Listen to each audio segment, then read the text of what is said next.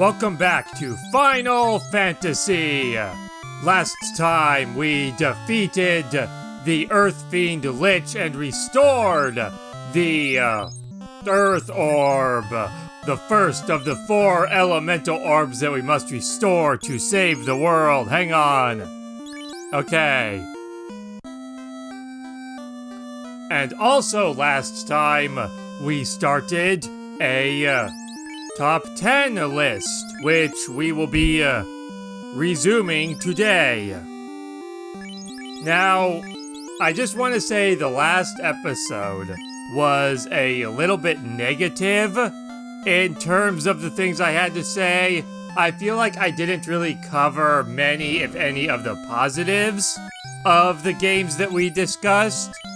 But that's because I don't really have any positive things to say about Final Fantasy X or Final Fantasy II. I really didn't like anything about them. Even any enjoyment I managed to get when I could finally bring myself to beat Final Fantasy II was strictly out of my love for old RPGs, and I would have felt those same feelings of enjoyment from playing pretty much any RPG as the bare minimum. Like, I feel like Final Fantasy II was the bare minimum of a game that I could tolerate, to the point where I wasn't despising the experience, but was definitely disliking it, or not enjoying it.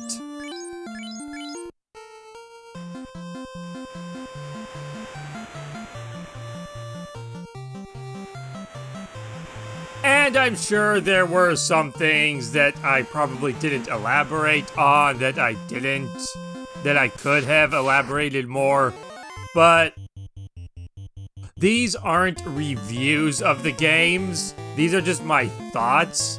My personal thoughts from when I played the games.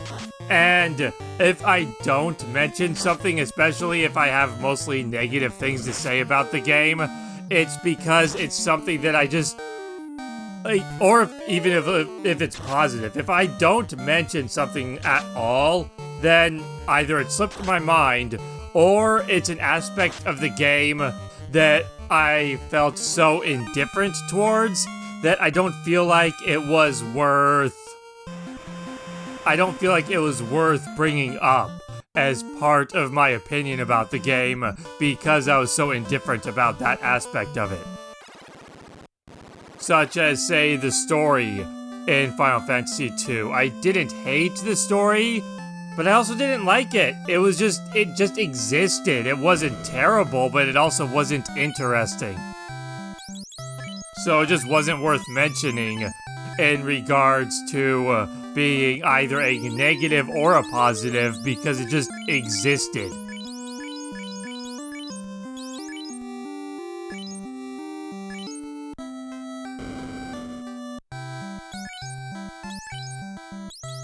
That said, we are mostly past the extremely negative stuff, because like I said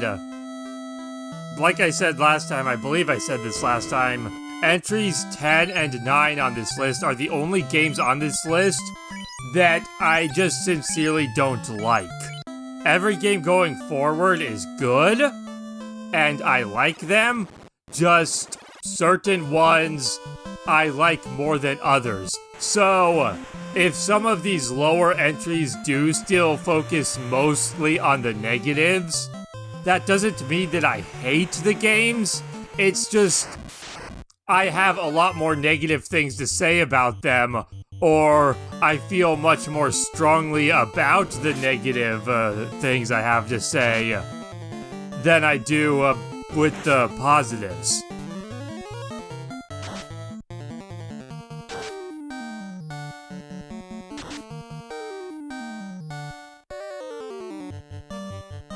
So, going forward on that, hang on.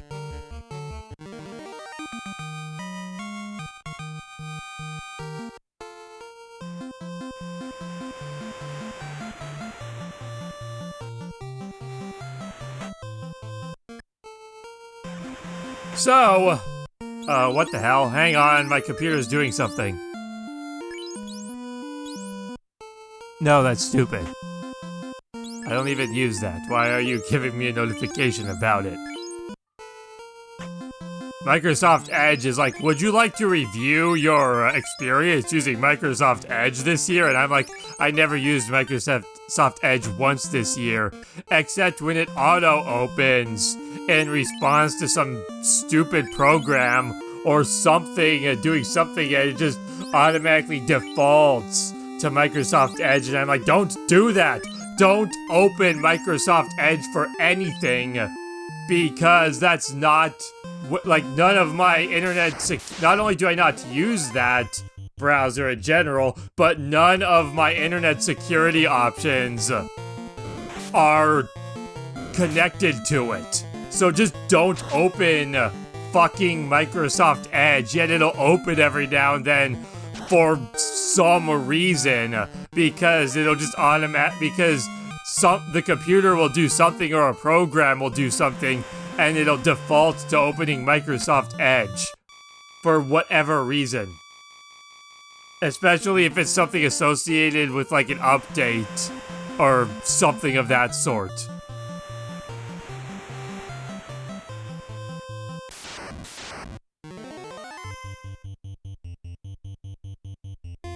And I'm just like, don't do that.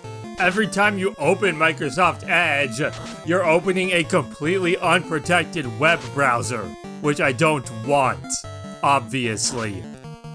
Because all of my security stuff is linked and optimized to the browser that I do use, not that stupid thing that my computer won't let me uninstall because it's a piece of shit.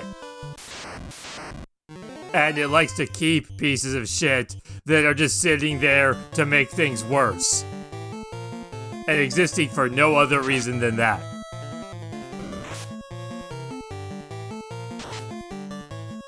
Anyway, getting back on topic, at number 8 on our countdown, we have Final Fantasy VII, which almost made it to number 7, which would have been funny, especially since 10 was also at 10, but I'll get into why it's almost at number 7 in a bit. Well, yeah, in a bit. I want to bring that up on the next entry. But anyway, Final Fantasy VII, I feel like is the most overrated game in the series, not because it's bad. Heck, when Final Fantasy VII first came out, I liked it just as much as the next person. I was sucked into the hype and just absolutely adored the game. But the hype, it didn't hold with me like it did with other people. A lot of people, I feel like, still praise the game very highly to this day. But for me, the hype just, it didn't last. It was an initial excitement for the game and how awesome it was. But after that, while everyone else continued to be obsessed with the game, I just gradually lost interest over time. A lot of the ideas that the game presented that I thought were really cool at first, I just lost interest in, or kept seeing more and more flaws with the game popping up the more I played it.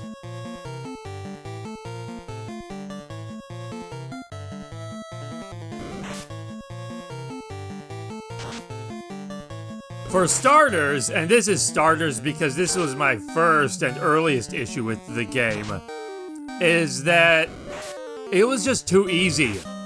And I say this as somebody who, at around that age, considered the American version of Final Fantasy IV to be fairly difficult at times. I considered Final Fantasy Mystic Quest to be a well-balanced challenge. That was like a very good, not too easy but not too hard game for me. That's how bad I was at RPGs. Yet, one of my earliest negative thoughts of Final Fantasy VII was that it was mind-numbingly easy. even compared to Mystic Quest, it was mind-numbingly easy. And I think Final Fantasy VII was the very first RPG I ever played in my life where one of my complaints was the difficulty being too easy. Now, that wasn't a huge deal breaker, though. It was just a thought I had about the game. But you know, sometimes games are easy, sometimes they're hard. Some of my favorite games are stupidly easy. And I don't like that they're easy, I'll complain that they're easy, but I still like the game. Although I have to say, it's a lot harder for me to like an easy game than it is for me to like a hard game.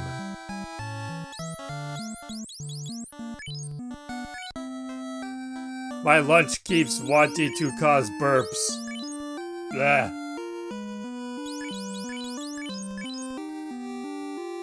And then I just feel it coming, and I'm waiting for it to come, but then it doesn't come. And I'm just like, come on, just get it over with, so I can continue.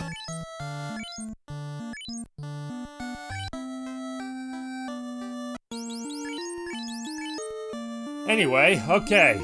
I think it's settled down, at least for the moment. So, difficulty. To me, if a game is hard, that's an automatic plus. Because I want games to be difficult, I want them to provide me with a challenge. Otherwise, there's no satisfaction in beating the game, and I feel like I wasted my time in bothering to put in the effort to beat it if it didn't make that effort worthwhile. And, if a game is too easy, it can still be fun, but it's a lot harder for an easy game to be fun than a hard game to be fun. It's gonna have to put in a lot more work to grab my attention and to be enjoyable than if the game is difficult, because if a game's challenging, then it's immediately got my attention right out of the gate. But Final Fantasy VII was the very first RPG where I was disappointed in its difficulty. But again, that's a minor thing. And then there's other stuff about it, like the characters and the stories are fine. I never really particularly liked or disliked any of the characters, although I've always felt like Sephiroth is ludicrously overrated, and that is no further evidenced by the fact that everybody I ever talked to and asked who liked Sephiroth, and I asked them, why do you like Sephiroth? They could never tell me why they liked Sephiroth. They would just be like, he's a badass, or he has a cool sword, and I would just be like, okay, but what do you like about him as a character? And they would just be like, he's a badass, he has a cool sword, he looks awesome with his jacket and his long hair. And I'm like, that has nothing to do with who he is as a person. That doesn't answer my question. Especially when you have other characters who are also badasses in the game, like Barret and Cloud. But so why aren't they your favorite? Why does it have to specifically be Sephiroth? It doesn't make any sense to me, and nobody could ever give me an answer based on who he is as a character. It was always just those lazy, shallow reasons that just felt more like they were avoiding the question because instead of answering it, because they couldn't accept that their favorite character in the game was one of the worst characters ever because of just how uninteresting he is. His motives are stupid, and just the lengths he goes to are just ridiculous. He's just not an interesting villain. I do think, looking back, I do think he's a little bit more interesting than I thought he was when I was younger. But I still don't think he's a great villain, especially especially following Final Fantasy VI with Kefka, who's just better Sephiroth. He's better Sephiroth with what he tries to do and how he manages to accomplish that. He's better Sephiroth in that he does the whole psychopath villain shtick better, both in how he executes it and how he reaches that point of just completely losing his mind. Kefka is just better Sephiroth in every conceivable way. But oh, because he's a clown, he's not a good character, but Sephiroth is the greatest character in fiction because he's got a black trench coat and a katana. Because that makes fucking sense. And I know nowadays a lot of people like Kefka, but back then, everybody I knew thought Kefka was the dumbest villain in the world because he looks like a clown. And then they praised Sephiroth to hell and back because he had a coat and a sword, but was otherwise just a discount Kefka in every other regard that actually mattered.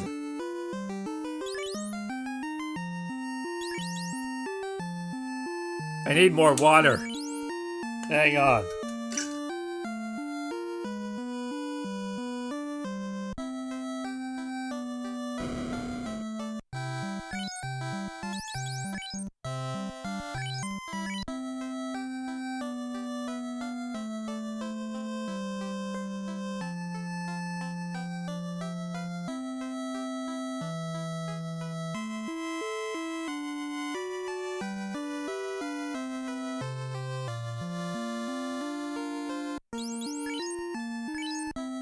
Oh, there we are. Now I just need to give it a moment to get cold. I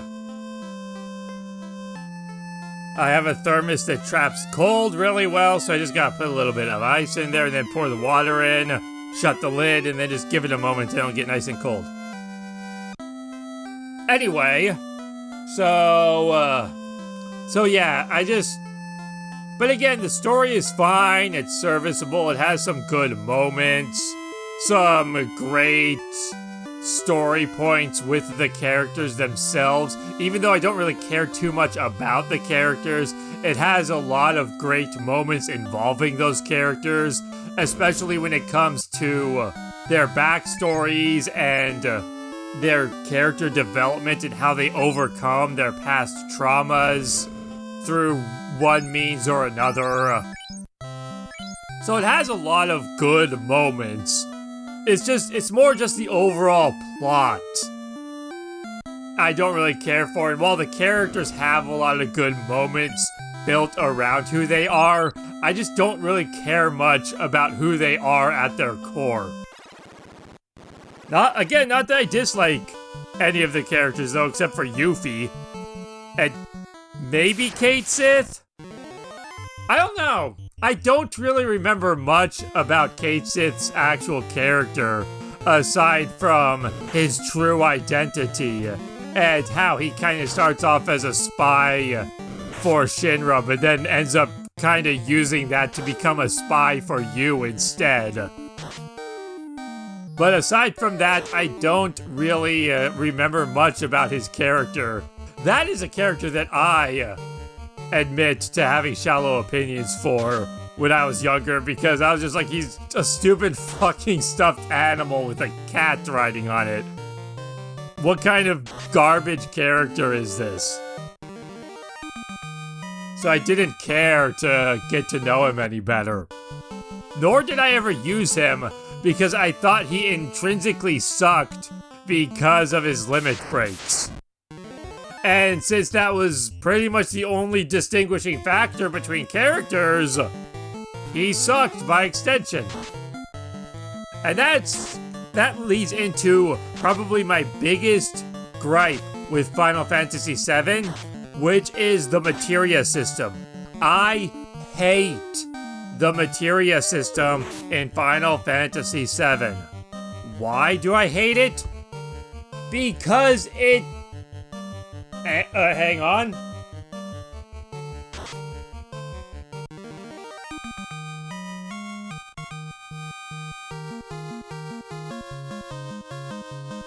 I hate the materia system because it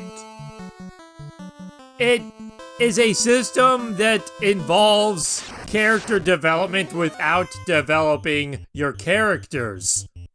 What I mean by that is, let's say you take Cloud and you give him ice materia, and you go through 2/3 of the game with him having ice materia. He becomes a master of ice magic. He can hurl ice 2s and ice 3s and decimate the enemies. And then suddenly you decide, I don't want him casting ice anymore. I'm gonna give that to somebody else. You remove Cloud's ice materia and give it to Tifa. Now suddenly, Cloud can't use ice magic, even though he spent the entire journey utilizing and mastering these powers. Now he can't use them. But oh, Tifa, who's never cast a single ice spell in the entire game, now suddenly she can cast Blizzaga just as well as Cloud could. Why? That is the dumbest thing I've ever seen in any game, period, when it comes to developing your characters, because all that means is that your characters themselves have gained nothing. They themselves as fighters have had almost no development whatsoever because they're 100% reliant on these items to have power, so much so that somebody who's never used a spell in their life can be just as proficient as somebody who has spent the entire journey mastering this elemental art just by carrying a rock. It is so stupid, and it's not even just from a story perspective or an immersion perspective or anything. I hate the idea of my characters being so generic, so faceless, so cookie cutter in their combat abilities that they can just exchange their abilities with each other all willy-nilly on a whim, or decide, I don't want to be able to do this anymore, so I'll switch that with something else. It's nice to be able to customize your characters freely like that, but to do it in that way is so terrible. It is the dumbest thing.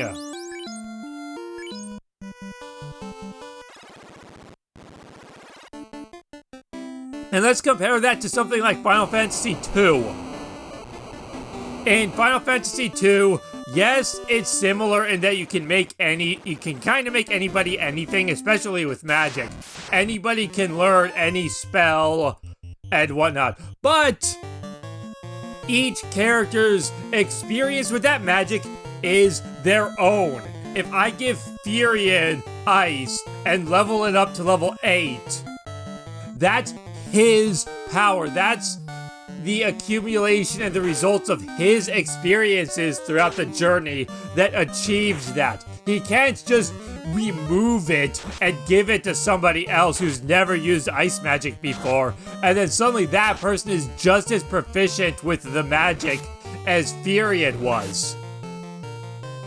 No, the ice magic, the development of it is his own. It's part of his development as a character and a fighter throughout the journey.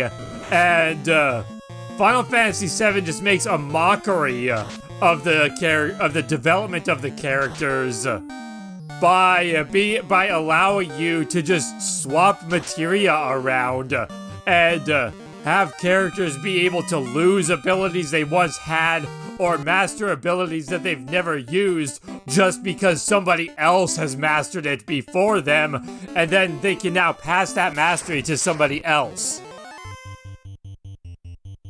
Now, I wouldn't mind the materia system as far as being able to remove abilities. Like, let's say you have Cloud using ice magic, and he needs the materia to conjure that power.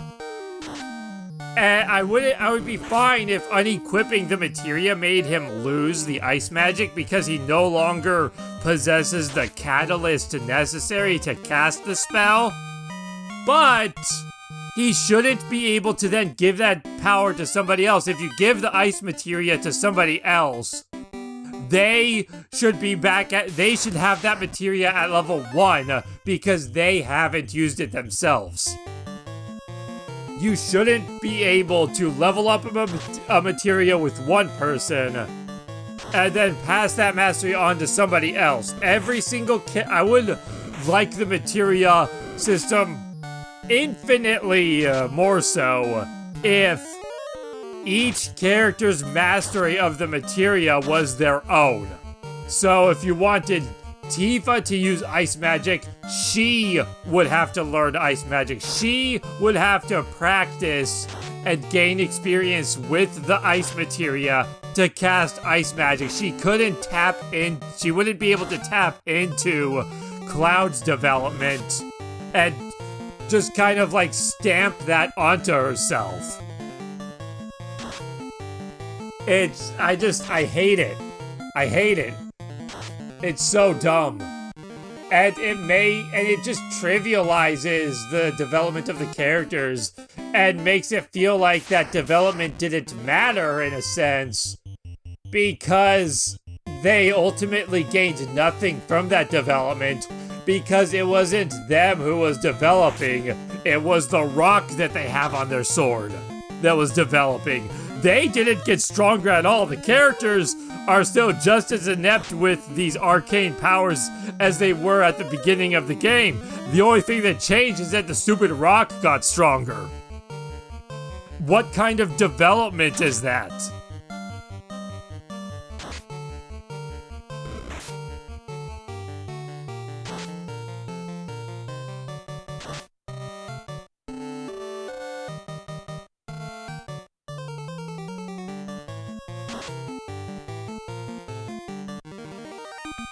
Let's see. Trying to think if there's anything else I really have to say about Final Fantasy VII, because honestly, I feel like that's most of it. At least without getting to any really specific moments. Which, that's not what this is about.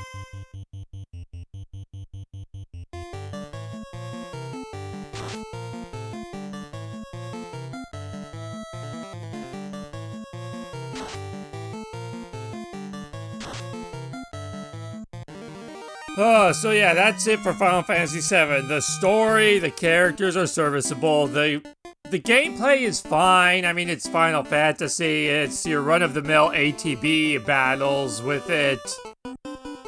I remember being kind of disappointed that you only have 3 party members.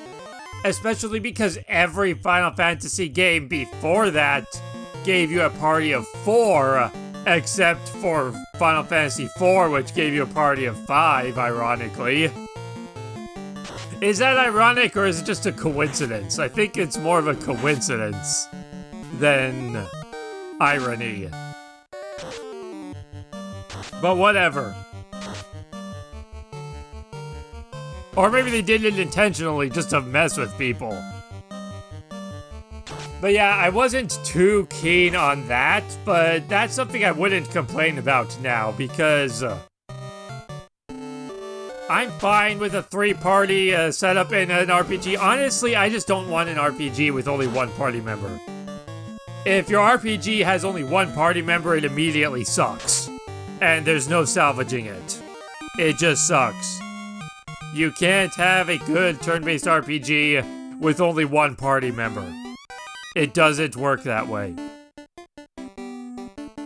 You can sort of get away with it if the game has a one-on-one style battle system like Pokemon or Thousand Arms.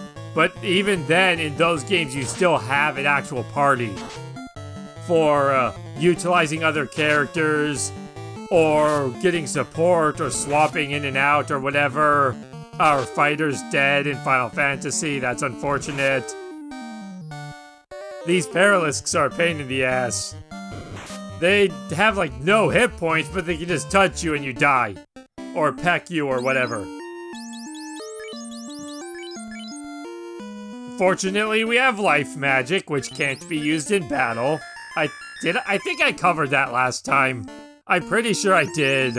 during, I think after the battle with Lich, I brought up, for people who don't know, that you can't use life magic in battle in the original Final Fantasy. Later versions of the game added that option, but yeah, in the original game you just couldn't do it. Which I kind of like. It adds a bit more pressure to battles, because you don't have that safety net, especially once you learn Life 2. That would be a bit overpowered in a sense. So yeah, that's Final Fantasy VII. Serviceable story and characters. The battle system in of itself is fine. It's mostly just the difficulty sucks because it's way too easy, and I hate the materia system. I just think it is the worst implementation of character customizing that a game could have. Because it's not your characters who are growing, it's their equipment.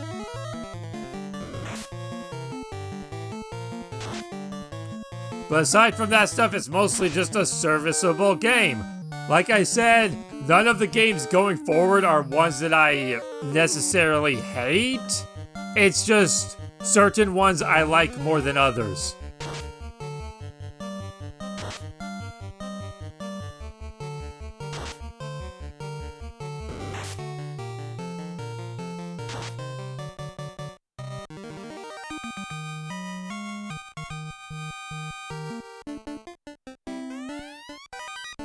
So, moving on to number 7 on the list is Final Fantasy IV.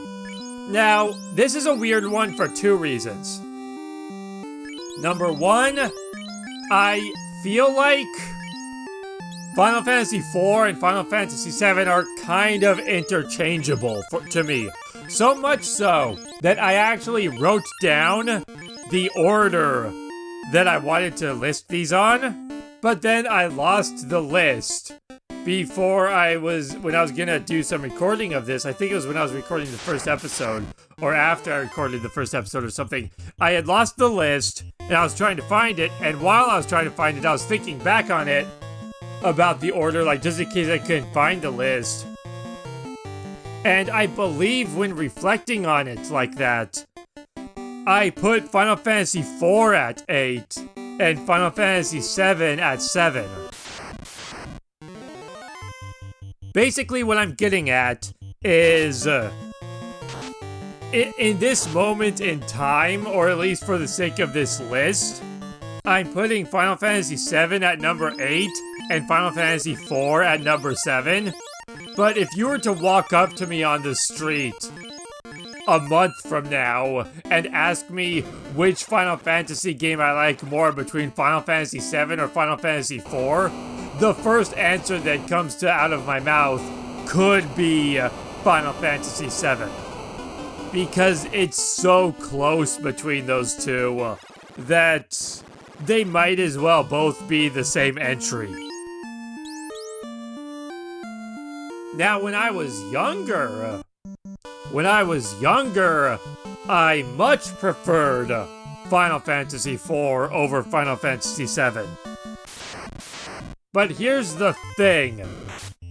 When I was in, I want to say when I was in high school, maybe partly middle school, but I think mostly high school era, I had Final Fantasy IV on my Super Nintendo, and I played it too much. There was a point in my life where I was literally beating that game once or twice a week. And it was pretty much because I didn't really own very many RPGs. I loved RPGs. Ever since I first played an RPG, it's been my favorite video game genre. But I didn't really own very many when I was younger.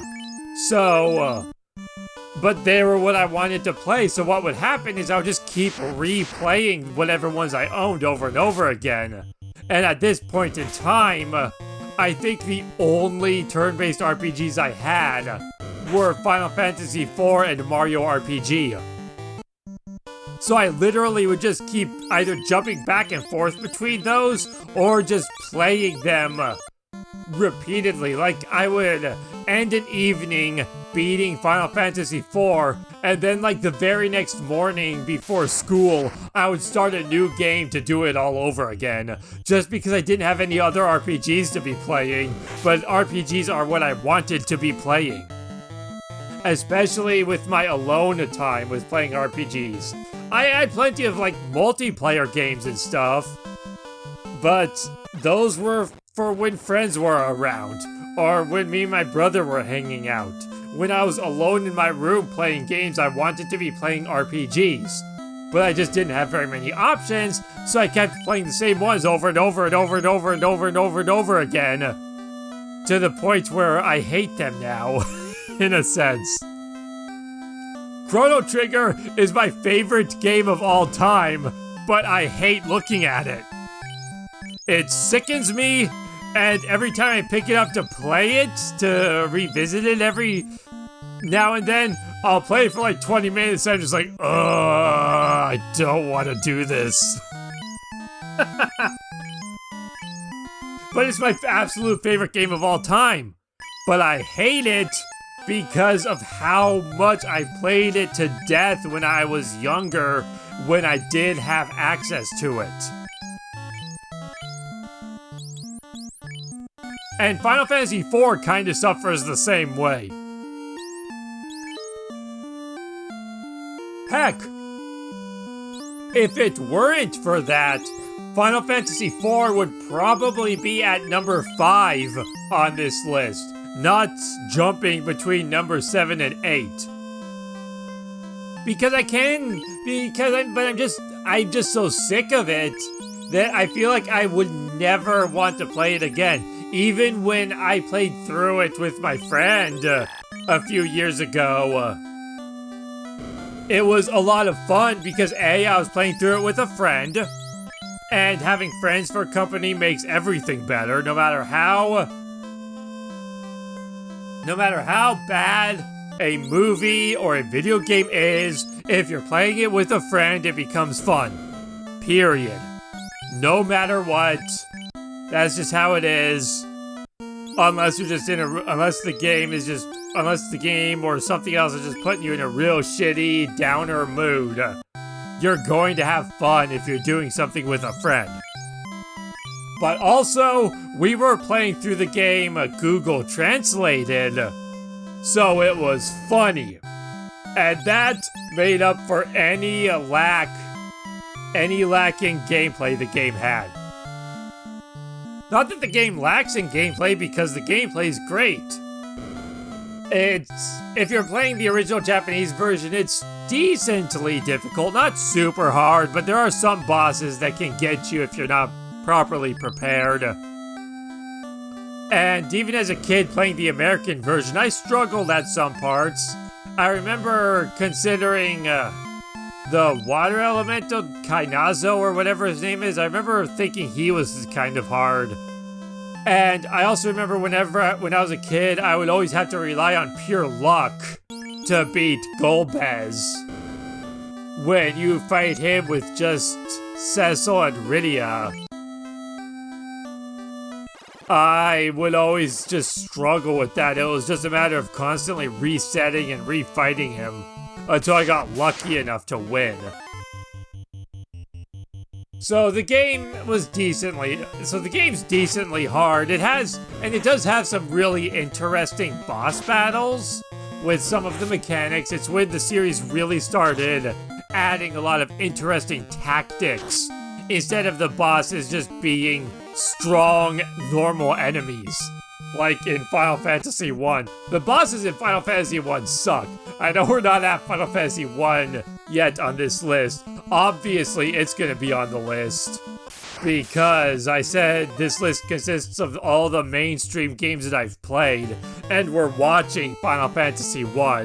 So obviously, that's gonna be on the list somewhere. So that's not really a spoiler. But yeah, the bosses in Final Fantasy I suck.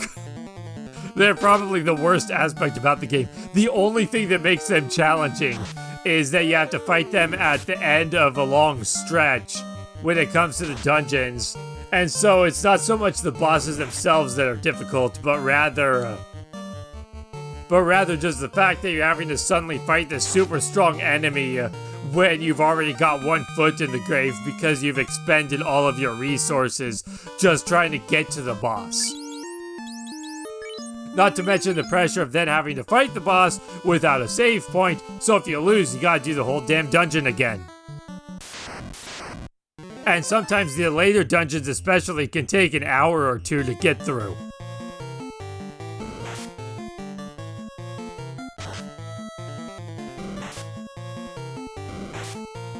But anyway, what the hell?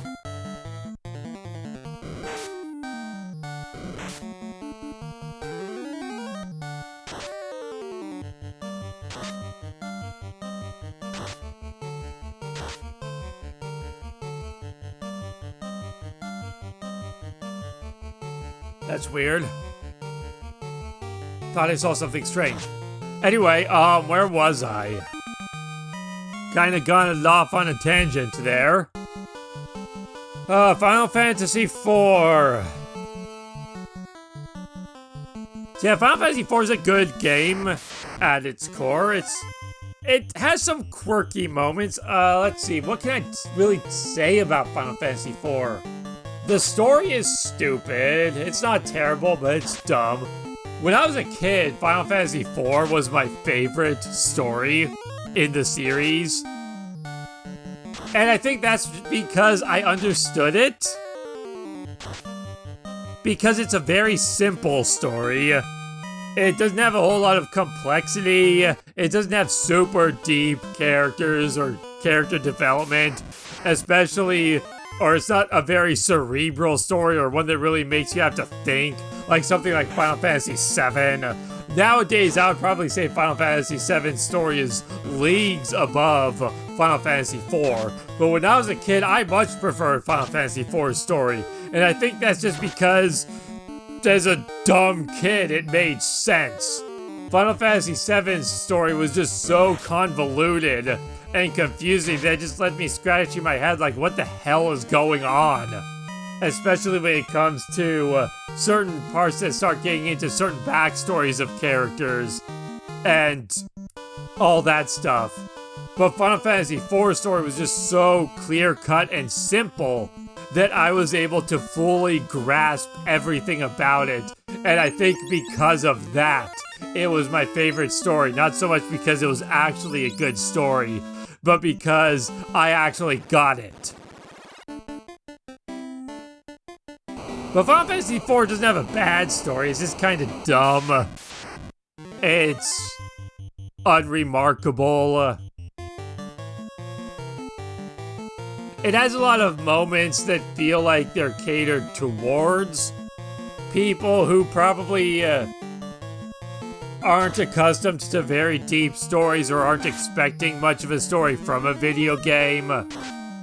Because back then, video game storytelling was still very primitive. So, I feel like the story embraces that and doesn't try to force the player into having to overly think everything in acknowledgement of the fact that they're probably not going to be able to because it's a game.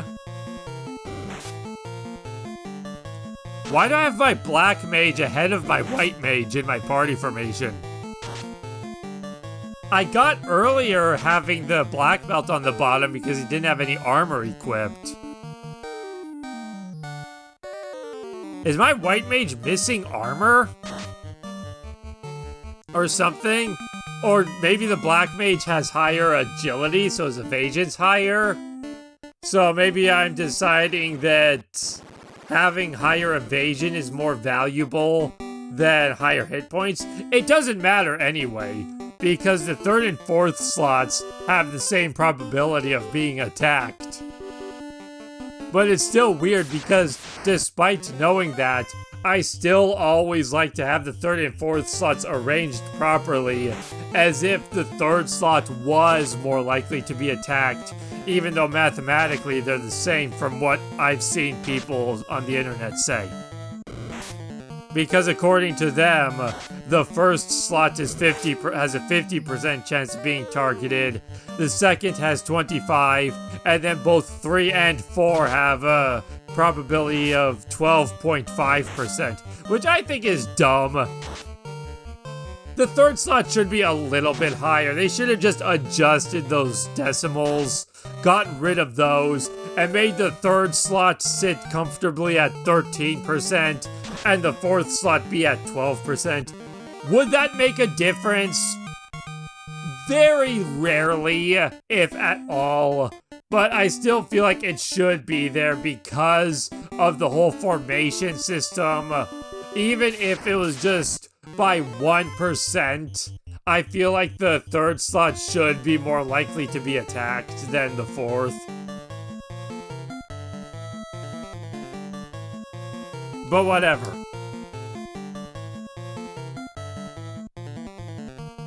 It is what it is. Why am I having such a hard time talking about Final Fantasy IV? It was easy with Final Fantasy VII, but now I get to FF4. Good job casting anti-fire after we get blasted by fire. But now that I'm on Final Fantasy IV, I just keep going on other tangents, probably because Final Fantasy IV is a really plain game. There's just not a whole lot to it. Even the character development, which is probably my least favorite aspect of the game, because there is zero character customization or party customization in the entire game. And again, as a kid, I liked that because it meant I didn't have to think as much. When I was a kid, I've said this before, even in this one video, when I was a kid, I was terrible at RPGs, but also, I didn't like aspects of RPGs that bogged the game down. When I needed to equip characters with weapons and armors, I just clicked Optimum, and I was like, that's the best! It's the highest stats, so it's the best!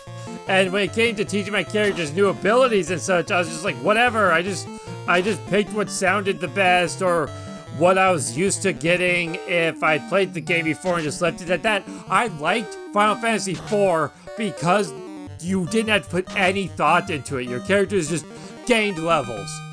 That was it. You gained levels, and at certain levels, certain characters would learn specific spells. And their stats would go up as they leveled up. That's all you had to worry about. And I liked that. Now I'm like, that's really boring and uninteresting because I can't customize my characters at all. But when I was younger, I didn't want my characters to be customized. I just wanted them to get stronger as I leveled up, so I could feel that increase in power and overcome greater challenges as I progressed through the game. But now Final Fantasy IV just feels very lackluster in that department, and I feel like it's that way with in a lot of aspects. Same with weapons and armor. I feel like there's very few, if any, real equipment choices in Final Fantasy IV, because all of the weapons and armors, save for maybe a couple things, they're very linear, even compared to what we're looking at here with Final Fantasy I. Final Fantasy I has way more customization with weapons and armors, I feel like, than Final Fantasy IV did. Because the gear progression in that is so linear, as opposed to something like this, where it's like, oh, do you want a sword on your fighter to have higher accuracy, or do you want an axe for higher power, and when is it worth using one over the other? Or even later on in the game, once you know the ins and outs a bit more, you have to ask yourself things like with your fighter, you might have to ask yourself, do you want an opal helmet for the highest defense, or do you want a heal helmet for healing? And I like stuff like that, where there's decisions you need to make with your equipment, because it's not just about having higher stats. But I feel like in Final Fantasy IV, it's pretty much all about just having higher stats. I don't feel, unless I'm just forgetting something, I feel like there's very few situations where you're given a choice between 2 weapons or 2 armors, and there's some sort of distinct advantage to a weaker piece of equipment that makes you really ask yourself, is this special ability of this gear worth the lower stats, or would I rather have the higher raw stats? I just don't feel like you really run into that much in Final Fantasy IV. And then there's the parties. You can't even customize your party because you have preset characters throughout the whole game. There's never a point in the game where you can switch your party members in and out. And yeah, some of my favorite games are like this. I'm saying all this stuff like it's a terrible thing, despite the fact that Phantasy Star 4 is my favorite Sega Genesis game, and it has all of these same problems that I'm listing. But at least in that game, well, in that game you at least can choose 1 custom party member for the final dungeon. But also that game just, I don't know, it's just more interesting with the story, and the battles are a little more interesting and engaging, I feel like. But that's going off on an entirely different thing. My point is, I'm saying these like they're bad things, but I don't think they're inherently bad things. They're just not very interesting, especially compared to how much customization you have in other Final Fantasy games. Even something like this, where it's like, yeah, you have the same 4 characters throughout the entire game, but you at least get to choose who those characters are, and you can customize their development, especially when it comes to things like choosing what spells your mages will learn. Whereas in Final Fantasy IV, Rydia and Rosa will always learn the exact same spells at the exact same levels, no matter what. And there's nothing you can do to change that, or adjust that, or customize that to your own wants or experience.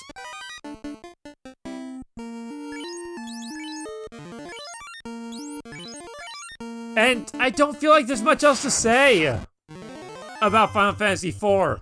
It's just so middle of the road that it's just meh.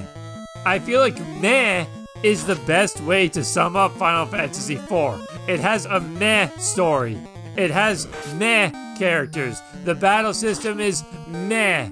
It introduced the active time battle system, which was revolutionary at the time, but then I feel like every Final Fantasy game after that then just does the same thing, but better. They kept upping the ante, and as they upped that ante more and more, Final Fantasy IV just kind of got left by the wayside.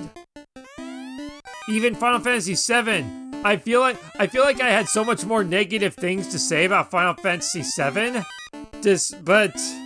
despite what I just said about how I feel like those could be interchangeable, but that's because Final Fantasy VII has so much more glaring issues, but then it also does other things that are just better, I feel like the battle system is just, it runs smoother, it's more interesting, it may not be as challenging, but the fact that you do have so much customization means that you can adjust your tactics and how you approach situations to your liking. And if you get stuck on a boss in Final Fantasy IV, your only solution is to grind. And I mean like stuck. I'm not saying like, oh, you had a bad run and then you try again and next time you win because you go in with a better strategy or things just play out more in your favor. I'm not talking about like that. I'm talking like you're actually stuck. Like you've tried everything you can think of and you just can't find a way to get past this battle, so you have to grind. I feel like your options in that sort of situation in Final Fantasy IV are much more limited. It's like, it's much more likely to be in a situation where it's either grind or bust, especially if you're not particularly good at the game. Whereas with Final Fantasy VII, I feel like it's much more possible that you could get stuck on a boss and reconsider your strategy in the sense that you could, what am I trying to say? You could change your build around. Like you struggle on a boss as like, okay, I lost to this boss. You ask yourself, why did I lose to this boss? And then you change your build accordingly to that. You swap your materia around is what I'm trying to say. You, like maybe you realize that there was something that you were lacking against this boss, so you come up with a new strategy by equipping different materia and solve the problem and overcome it through that adjustment to your strategy and your build.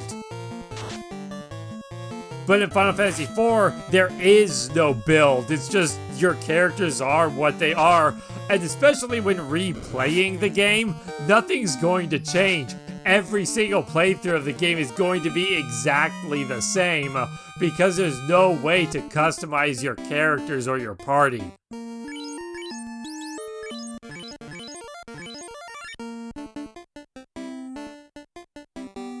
But that doesn't mean it's bad. It's just very meh. And I feel like that's all I can really say about Final Fantasy IV. And because of that, I feel like I'm rambling at this point. So you know what? I'm just going to leave it there. Final Fantasy IV is at number 7 because it's meh. And that's all there is to it. We're leaving it at that. And next time, we will continue this list. Moving on to number 6. And maybe at some point we'll get more than 2 entries per video, but I don't want this to get dragged on too long. And it seems like 2 entries seems to be working pretty well for the general length that I want these. So let's run away because we're getting our ass kicked in Gurgu Volcano. Mainly because of those red gargoyles. Those guys will fuck you up. I've had runs in this game where I'll get ambushed by like 5 or 6 red gargoyles. They'll all cast fire too, and I'm just dead before I even get the chance to push the A button. But that's just how the first game goes sometimes. It's not the most balanced when it comes to its difficulty. It does have some bullshit moments. But maybe we'll get to that later because this game has to show up on the list eventually. But in the meantime, thanks for watching. If you enjoyed the video, do all the things, blah blah blah. If you've watched any YouTube video in the past 10 years, you've already heard all that shit. And I'll see you next time.